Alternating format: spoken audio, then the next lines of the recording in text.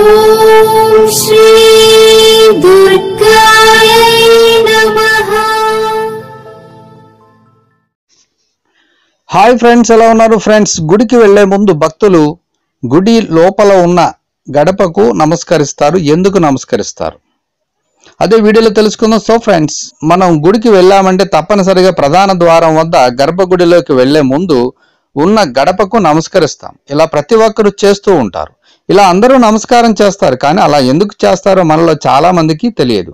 వాస్తవానికి గృహాలకు చెక్కతో తయారు చేసిన గడప ఉంటుంది. అలాగే ఆలయాలకు అయితే రాయితో తయారు చేసిన గడప ఉంటుంది. ఆలయాలకు రాతితోనే ఎందుకు గడపను తయారు చేస్తారు? ఆ ఆలయ గడపకు ఎందుకు నమస్కరించాలి అనే సందేహాలు ఉంటాయి. రాయి పర్వతానికి చెందినది. భద్రుడు అనే ఋషి భద్రమనే పర్వతంగాను, హిమవంతుడు అనే భక్తుడు హిమాలయముగాను, నారాయణుడు అనే భక్తుడు నారాయణాద్రిగాను అవతరించారని పురాణాలు చెబుతున్నాయి.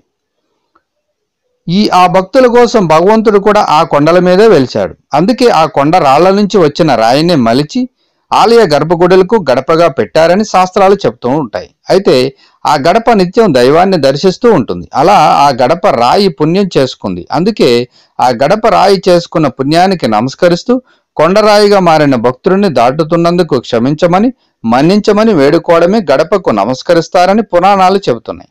అందుకే ఆలయాల్లో ప్రధాన గడప తొక్కకుండా కేవలం దాటాలని పెద్దలు చెబుతూ ఉంటారు. అలాగే ఆధ్యాత్మిక నిపుణులు కూడా అంటూ ఉంటారు. సో ఫ్రెండ్స్, మరి గుడిలో వెళ్లే ముందు భక్తులు గడపకు ఎందుకు నమస్కరిస్తారనేది మీకు అర్థమైంది. సో ఈ వీడియోని లైక్ చేయండి, షేర్ చేయండి. తప్పకుండా నా ఛానల్ని సబ్స్క్రైబ్ చేయండి. సబ్స్క్రైబ్ చేసుకున్నారు బెల్ ఐకాన్ క్లిక్ చేయండి. Thank you for watching friends.